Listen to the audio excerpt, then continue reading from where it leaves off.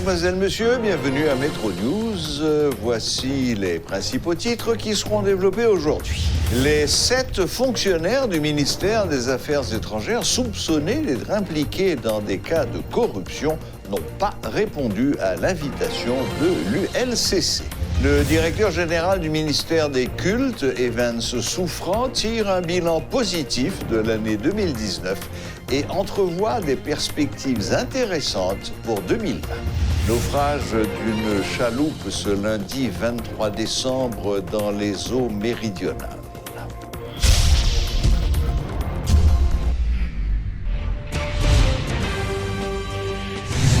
Les 7 fonctionnaires du ministère des Affaires étrangères soupçonnés d'être impliqués dans des cas de corruption ont boudé ce lundi l'invitation de l'unité de lutte contre la corruption.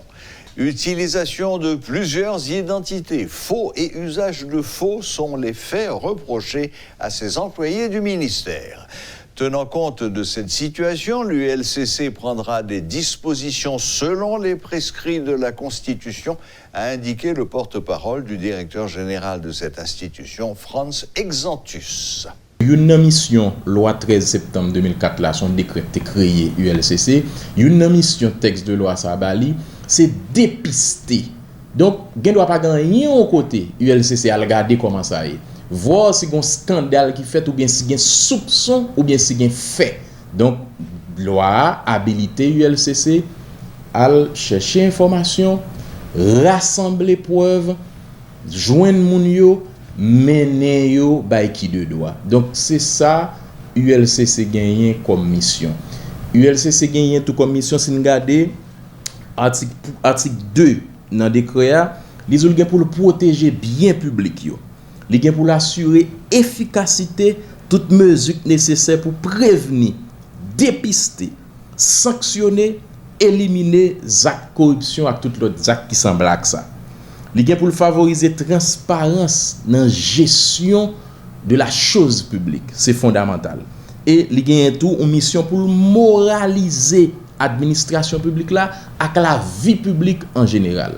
Donc si nous comprenons bien, tout ça qui concerne les fonctionnaires l'État, tout ça qui concerne bien l'État, l'argent l'État, ULCC qualifié d'office pour le connaître tout ça qui a passé. Donc en gros, c'est une mission fondamentale ULCC et M. Gassan prend toute disposition pour commencer à faire ça pour que l'État mette moyens qui sont disponibles pour ULCC arriver faire travailler les gens population attendent ça. Parce que nous sommes tous d'accord que la corruption est un gros mal qui a prolongé la société, qui empêche que l'État arrive à faire développement, qui empêche le secteur privé à investir en Haïti et investissement direct étranger tout entrer dans le pays. Donc pour ça fait, c'est la loi qui peut appliquer pour que l'argent avec bien l'État pas détourné ou bien crasé dans mauvaises conditions, qui a fait que l'État pas qu'à rendre la population en service, Jean que l'État doit faire ça. Le ministère des Affaires étrangères fait état d'une correspondance littéraire recevoir de ULCC qui dit que ULCC a souhaité tendre des fonctionnaires. Ou après le ministère a sorti une autre note pour dire que les mandats fonctionnaires ça yo mettez à la disposition de ULCC dans le cadre d'enquête li. Ou après même ministère à tout et qu'on troisième lettre pour dire que le pas comprendre attitude étonnante ULCC dans le dossier ça. Donc M. Gassan ULCC en général pas pral gagner pour le bail détail entrer dans détail enquête la mener l'a fait justement ça la loi dit pour le faire et puis en temps et lieu l'opinion publique a informé de dans qui point dossier a le que arrive dans phase pour que le bail détail sur question mais population de rassurer M. Gassan, c'est la loi l'a pas appliquée et tout ça l'a fait, c'est loi qui guide li pour l'avancer dans le cadre de travail pour faire ULCC remplir mission. C'est texte de loi qui pourrait l'appliquer. Donc, doit gagner en principe un procès verbal de carence qui dressé qui pour dire mais qui rendez-vous tel fonctionnaire te gagné, mais qui lettre qui t'est adressé dans ce sens ça, mais qui demande qui fait, mais qui réponse qui t'est portée et nous constater que ça pas fait ou bien fonctionnaire pas venir ou bien pas venir et puis la loi a continué à appliquer. Le directeur général du ministère des Cultes, Evans Souffrant, tire un bilan positif de l'année 2019 et entrevoit des perspectives intéressantes pour 2020. Il annonce que l'institution devrait disposer l'an prochain d'un centre de communication, d'une infirmerie, ainsi que de son propre service de presse. Tout bilan en nos ministères est marié avec ça que nous sommes capables de au niveau économique ou capable de grands projets. Maintenant, là, pas de possibilité économique, les gens ralentis. Justement, nous avons de grandes ambitions. Nous sommes habités par de grandes ambitions. Nous gagnons de grands projets qui sont en cours. Tel que actuellement, nous travaillons pour nous doter le ministère de infirmerie. Parce que, au d'albon, monde qui rentré dans le ministère, employé, etc. Et puis, brusquement, la santé est fragile. Et puis, on monde tombe dans les mains. Maintenant, est-ce qu'on est obligé de fourrer la machine pour climatiser, courir l'hôpital et des fois, blocus, on ne sait jamais. Mais donc, le ministère, nous travaillons pour nous ouvrir une infirmerie là-dedans. Côté que nous avons une infirmière, et peut-être nous avons un médecin qui nous carré en urgence si gros problème, etc. Et pour nous garder qui ça comme nous nécessité en attendant que nous courions avec l'hôpital. Maintenant, à côté de cela, nous travaillons sur un projet assez ambitieux, c'est doter le ministère d'un centre de culte, d'un centre de documentation et de recherche. Parce que pas qu'un ministère de culte, je dis, ou bien des universités telles que, ou bien IRA, ou bien ethnologie, ou bien faculté des sciences humaines, des fois qui apprennent pour élèves, viennent faire recherche ici, et puis maintenant, ou pas qu'à répondre à ça. Donc, on travaille justement pour que nous doter le ministère d'un centre de recherche et de documentation, et à côté de cela, il y a une bibliothèque qui est assez bien garnie, qui peut permettre que justement, eh bien, nous répondre non seulement à mission et aider les jeunes, eh bien, et fait des recherches. Donc, on travaille justement pour que dans l'année prochaine, c'est-à-dire 2021, pour nous doter le ministère. À côté de cela, on travaille tout pour nous doter le ministère de un service de presse. Pas qu'un ministère comme ça, qui prend évolution. Et puis maintenant, on a un service de presse qui peut véhiculer les idées, qui peut faire l'interface. Vous voyez, donc justement, le ministère a besoin d'un service de presse, une direction de formation. Et nous travaillons tout avec un conseil consultatif. Nous avons mis sur pied, il était là déjà. Mais faut tant de moyens, pas de fonctionnels, mais nous parlons qui j'en ai rendu fonctionnel parce que il faut que nous arrivions à présenter une autre loi cadre pour le ministère et devant la Chambre. Parce que pendant que nous avons parlé de ça aujourd'hui, mais il y a des changements qui opéraient dans le ministère que justement qui pour rentrer dans une nouvelle dynamique, dans la loi cadre, vous voyez, qui pourra parler de ministère même. Donc, c'est tout ça. Je dis, je suis capable de dire que le ministère a gagné comme bilan. Et à côté de cela, le nous arrivons, nous, jeunes ministères, avec 5 directions départementales. Je dis, il y a 7. Parce qu'au cours de l'année 2019, nous avons 2 directions, malgré la corset, mais nous avons 2 directions départementales qui nouvelles. C'est dans le département du Nord-Ouest et dans le département des NIP. Et actuellement, nous on peut parler avec les notables du département du Sud-Est, côté que prochainement, nous avons gagné le ministère des Cultes qui a ouvert, qui a inauguré une direction départementale dans le Sud-Est. 185 migrants d'origine haïtienne ont été appréhendés vendredi dernier au large de l'île Inagua dans un bateau en bois lors d'une opération conjointe de la Royal Bahamas Defense Force et des autorités des îles Turks et Caicos. 84 Haïtiens ont été conduits à bord d'un bateau des gardes-côtes américains pour être remis aux autorités des îles Turks et Caicos. Les autres ont été transférés à bord du HMBS Bahamas pour être remis aux autorités de l'immigration à Matthewtown, Inagua, pour identification, en attendant le rapatriement en Haïti. Une chaloupe assurant la liaison Caille-Île-à-Vache a fait naufrage ce matin avec une trentaine de personnes à bord. Pour plus de précisions sur ce drame, nous avons avec nous ce soir M. Éric Prévost Junior, directeur de la CEMAMA, Service maritime et de navigation d'Haïti. Bonsoir M. Prévost.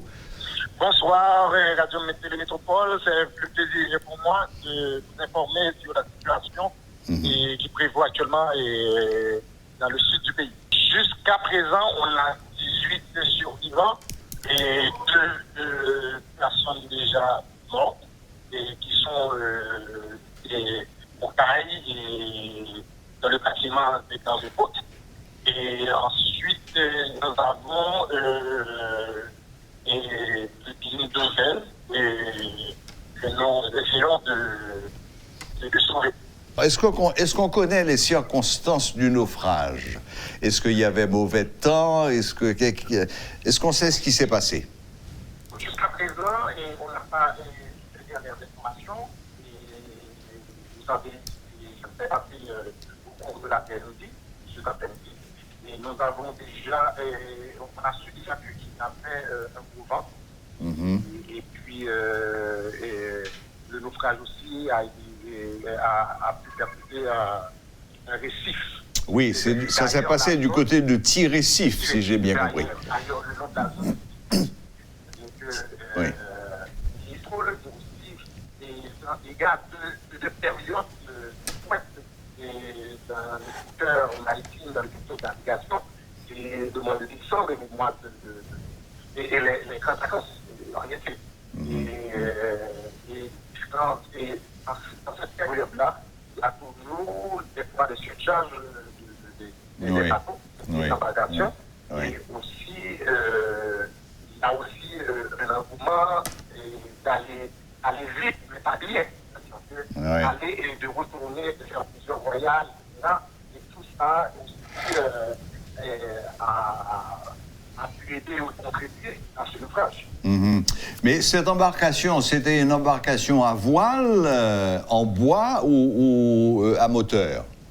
Et jusqu'à présent, on n'a pas ces dernières informations, mais je crois généralement que cette zone, ce sont des embarcations en bois. En bois. Mais l'embarcation a complètement disparu, elle a coulé corps et bien. Waouh! Jusqu'à présent, on n'arrive pas à... Et les passagers, est-ce que vous avez pu interroger quelques passagers? Qu'est-ce qu'ils vous ont dit? Jusqu'à présent, vous savez qu'ils sont sur le choc. Bien sûr.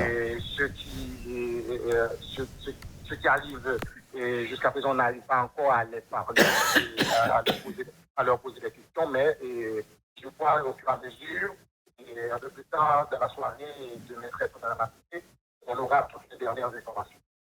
Bien sûr, bien sûr. Bon, tout cela est bien triste à la veille de Noël. Sûr que oui, mais et aussi la situation socio-économique du pays a participé à tout ça. Il faut en dire aussi. Ça ne fait qu'ajouter au drame. Ouais. Eh bien, écoutez, Monsieur Prévost, merci de nous avoir accordé un peu de votre temps pour essayer de nous éclairer sur ce qui s'est vraiment passé ce matin. Heureusement, jusqu'à présent, il semble qu'il n'y ait pas trop de morts, même s'il y a encore des disparus. Sur une trentaine de personnes, il y en a déjà 20 dont on sait ce qui leur est arrivé, 18 survivants, 2 morts, hélas, et les autres que vous recherchez encore, je suppose. La grande côte de Semana, ils sont à pied d'œuvre jusqu'à 7 heures pour récupérer soit les autres corps ou bien les survivants. Mais ce qu'il faut se rappeler pour aussi, c'est de demander aux gens, aux capitaines de bateau, pour les enfants, et aux gens qui n'ont pas mort. Il faut prendre des précautions. Tout d'abord, les capitaines, pour essayer de tenir compte des différentes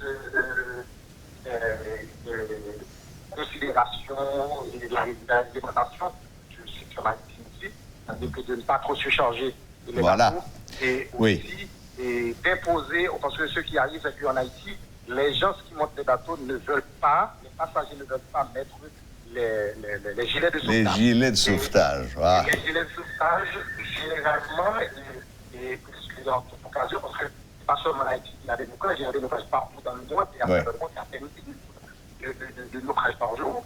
Mais avec le gilet de sauvetage, on a toujours une chance de sauver des vies. Exactement. Et c'est là que c'est important de partager aux gens, de leur dire il ne faut pas se fier à la mer. Il faut se protéger. Et je notamment, et en plus, les maîtres des gilets de sauvetage. Ouais. C'est très important, ça peut sauver une vie. Un gilet de sauvetage sauve la vie Absolument. des passagers avant. Absolument. Merci Radio Métropole, merci à vous. Merci à vous encore, Monsieur Éric Prévost Junior, directeur de la Semana, qui nous parlait de ce drame qui a eu lieu ce matin entre les Cayes et l'Île-à-Vache. Bonsoir, Monsieur Prévost, et bonne fin de journée. Merci à vous et merci à Radio Métropole et merci à tous qui ont donné cette opportunité d'avoir les informations sur cette note triste. La MG Motors a procédé samedi dernier à l'inauguration de son nouveau showroom route de l'aéroport. Lors de cette cérémonie, les responsables ont présenté des camions, des voitures et des véhicules tout-terrain. Après les voitures de sport, les marques BMW, JMC, Jack sont ajoutées dans le catalogue de Maurice Garage. À rappeler que MG Motors sert la communauté depuis 1924. Des détails avec Gilbert Dominique. Nous avons inauguré un nouveau showroom MG, son marque qui existe depuis 1924 et qui commence en Angleterre, donc son marque anglaise que lié. Et au début, on a fait un pile voiture de sport, on était dans la compétition, des bails comme ça. Et puis au fur et à mesure, avec des années, on a commencé à faire des SUV, l'autre qualité machine de tout terrain, qui vient adapter avec le marché Haïti. Donc c'est pour ça que nous avons décidé d'entrer avec eux, parce que nous avons qualité à bon et machine belle. Donc nous avons décidé d'investir dans MG. C'est des moteurs de 1,5 litres gasoline. Donc, l'eau a conduit le très nerveux, je monte mon sans problème. Et, donc, c'est essayer pour les clients qui sont intéressés, qui venir, essayer là avec nous. En termes de prix, nous avons différents modèles. Nous avons MG3 qui commence à $15 000, MG ZS là qui commence à $18 000 et RG RX5 là, MG RX5 qui c'est un plus gros modèle avec 9 500. Donc, il y a différentes gammes, différents prix pour différents publics, différents mondes. Nous-mêmes, nous venons avec des prix très compétitifs sur le marché pour que un peu le monde disons pour l'abordable pour un peu le monde. Et surtout en décembre, nous mettons des prix vraiment spéciaux. Donc, nous avons des clients dès lundi matin. Ils peuvent venir, nous ouvrons de 7h30 à 4h30. Donc, ils peuvent venir, garder la machine, essayer. Nous avons fait tout possible pour que ils puissent joindre ça chercher. Voilà. La boucle est bouclée pour aujourd'hui et nous sommes presque à la veille de Noël. La tradition veut qu'on souhaite paix sur la terre aux hommes de bonne volonté. La perspective est belle, mais la question demeure, où trouver ces hommes de bonne volonté? Apparemment, ils se cachent. Alors je vous propose que nous ouvrions grand les yeux, que nous les cherchions et que nous les trouvions et que nous les convainquions de sortir du bois et de s'engager à nos côtés dans la recherche de ce bonheur collectif qui nous fait tant défaut. En attendant et en dépit de tout, joyeux Noël à toutes et à tous, sérénité, succès et sourire au pluriel. Merci encore de nous rester fidèles et à la prochaine, même heure, même chaîne.